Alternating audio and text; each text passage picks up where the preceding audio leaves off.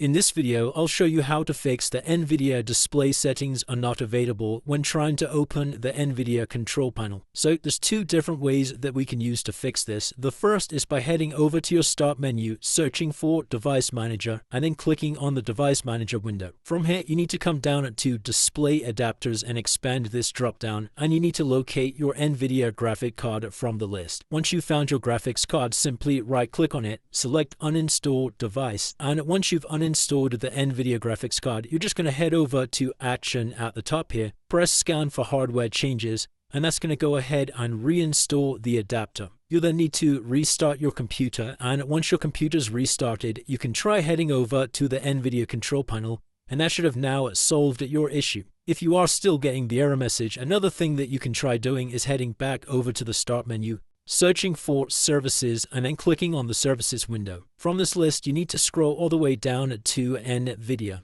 And in here, you'll see three different services. So what you need to do is click on this first one, NVIDIA Display Container. Just double click on it. Make sure the startup type is set to automatic, and make sure the service status is set to running just by pressing this Start button. Once you've applied these settings, you can press Apply and OK. You're also going to do the same for NVIDIA Frame View, so just double click on this. Change the startup type to automatic, click on Apply and OK, and then just double click on it again and make sure the service status is running. So just click this Start button here, click on OK, and then finally we're going to do the same for local system as well. Just change the startup type to automatic, hit Apply and OK, double click on it again, and make sure the service is running. So once you've done that, just close out of this window and once again restart your computer. Once your computer's restarted, you can head over to the NVIDIA control panel, and that should have now solved the issue. So that's it, guys. Let me know in the comments if you did find this video helpful, and I'll see you in the next one.